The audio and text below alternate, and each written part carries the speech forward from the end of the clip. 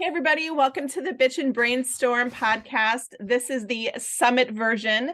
Elevate Your Online Presence is a business summit coming up in April 19th through the 20th. And one of our speakers that we have with us is Josefine Wanner.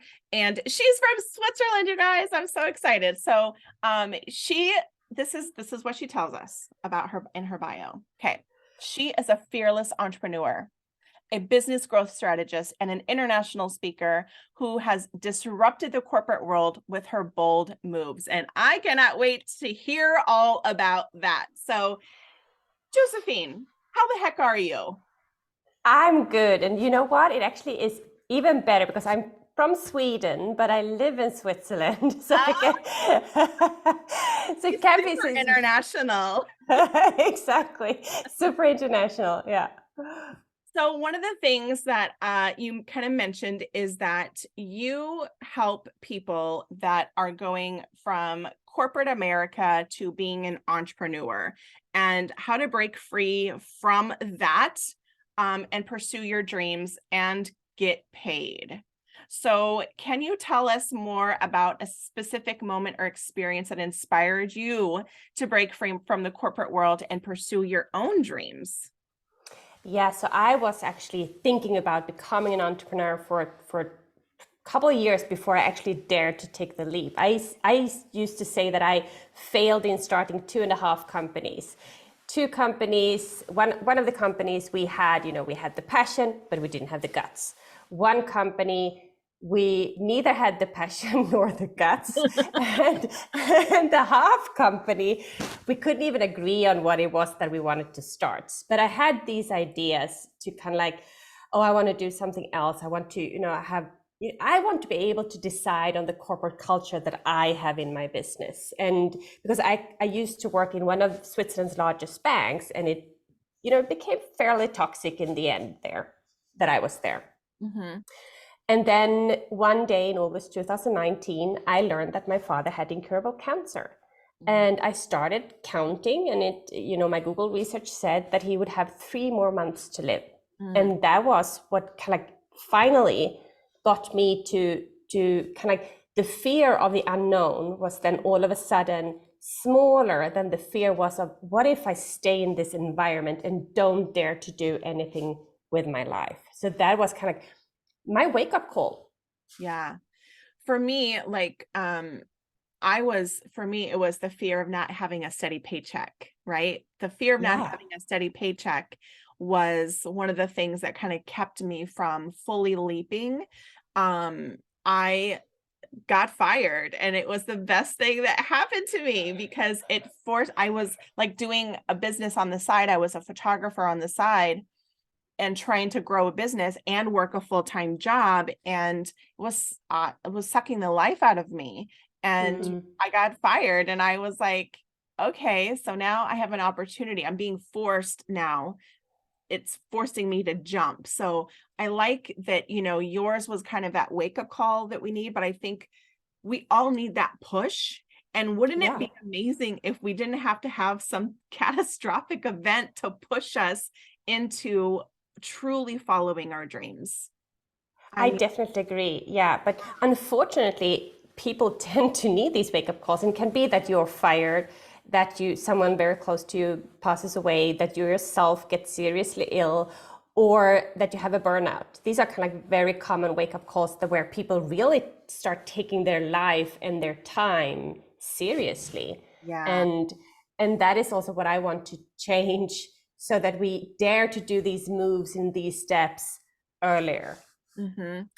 Oh my goodness. Absolutely. So when you first started, like, what was the first thing that you did? I know that, typically we start with trying to figure out what we're good at.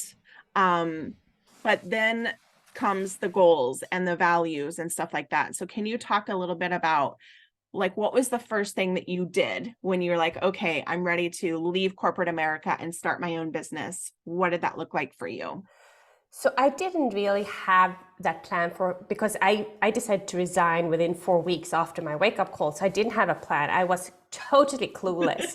I was like, I Jumping just need without a life vest. I love it. no, nothing. But I was like, I had all these ideas that I thought were crazy ideas. And I was like, oh, I want to write a book. I want to be a podcast host. I want to be a public speaker. And it kind of all these things that seemed like really out of reach to me at the time, because I hadn't dared to say these things before, right? Mm-hmm. And then I was like, okay, and I want to help others. I don't want anyone to feel the same way that I felt back then, mid-40s, lost, felt as if you had been pursuing a career your whole life that you didn't want to have in the first place. And then I was like, I want to help people, dream it and dare it and do it. And then I was like, but what if they do? What if they do that? What do I do then, right? So I was like, I need to fill my backpack with knowledge.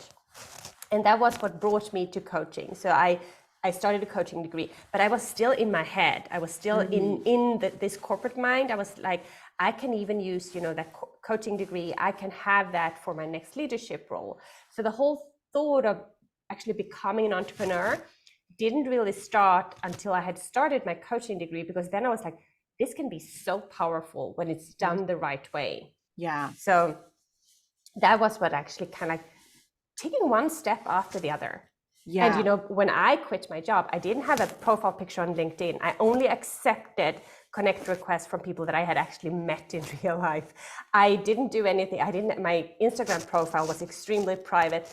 So it was kind of like, okay, so what do I need to do to become, in my dream, it was like to become the European Mel Robbins, right? So what do I need to do to become her? Yeah, I love her too. And I was like, well, I probably need to become a public person first. I need a social media presence. So to define these like really big, hairy, scary goals, and then to start breaking them down. So what do I need to do? What do I need to do? So that is kind of just keep going. And the goals really need to be hairy and scary, because once you've achieved them, like for me, it was like, I want to be a public speaker. And I thought, well, that will take me at least 5 years. I did that within 2 years. And then you're like, okay, so now what? So you really need to have these hairy, scary goals, and then you need to start pursuing them. Yes, 100%.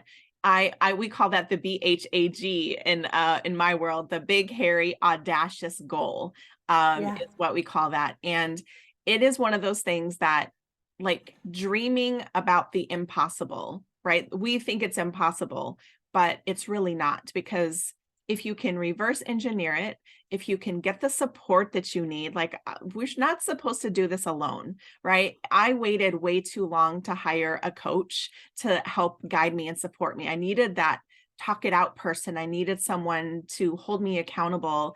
I needed someone to help me identify that I was sabotaging myself. I needed someone to help me shift my mindset around worthiness and all that other kind of stuff. What would you say is our final question, what would you say is like one piece of advice that you wish you knew at the time, that what would you do differently now that you know what you know? What would you do differently? Exactly the same thing, because what I did was I bought an online course on how to create online courses. The course was amazing, it was beautifully made, but there was no accountability in it. There was no person that I could ask, right? So these online courses, they are really great, but if you can have the accountability, if you can have someone who actually guides you, someone to ask questions, then that is what will take you forward. Because what happened was that I got stuck in this kind of like whole perfection thinking, analysis, paralysis. I tried to create a course for 10 months, and that course wasn't even never published. But then I moved to my very first business mentor, and within 10 weeks, I had created a course, I had designed the course, I had sold the course, right? So it's compare that 10 weeks versus 10 months. And the 10 months wasn't even, nothing happened with that, right? So to have someone to take these steps, to invest in that saves you so much time in the end. Yes, 100%. I I have a really funny story about my big first failure. I built this entire online course. I interviewed 33 experts and nobody bought it. I built this amazing workbook. Like it was like a Bible. It was so big, like literally it would turn into someone's business plan, right? So what would you say that you did wrong then? So what I didn't do was I didn't do market research. Exactly. I just assumed that I knew what people wanted, right? And then I priced it. I was targeting beginning entrepreneurs, but I priced it so far out of their price range that beginning entrepreneurs don't have that kind of money. And so I priced it way too high. And I also think that because there wasn't a live component, right? I was trying to save all the time and all this other kind of stuff, but there wasn't really a live component to it. And I think the price point and the live component, I think, hurt me. I know from my personal experience, I can't do online courses. I need to be face to face with somebody and have dialogue and be able to communicate and not just watch a video. God bless America. I cannot just sit there and watch a video. I ain't got time for that. I got so much work to do, So yeah, I'm the same. Yeah. Do your market research. And I'm a firm, one of the things I would say is sell it before it's ready so that you have a viable idea before you go put all the work into it. Make sure people actually want it.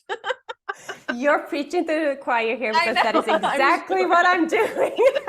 I bet you are. Yeah. Yeah, that's what I help people to do proper market research. Yes. Design it based on that research, but don't build it based on that research. You build it together with them, together with an audience, and you sell it before, and then you do your kind of like your beta offer. And then you can start scaling it. Yeah. Girl, yes, I'm taking a beta next week. I'm so excited. But so I'm so excited to have you on our Elevate Your Online Presence Summit. You're going to be on April 20th in the morning, our very first session, all around mindset. And I cannot wait to have you. So thank you so much for taking the time to come and chat with me this morning from Switzerland. And I am super excited. So thank you so much. Yeah, I'm so excited too, Elaine, and I can't wait to see all the other panelists too and all the audience. And I'm really looking forward to this too. So thank you so much for this opportunity. Thank you. Have a great day.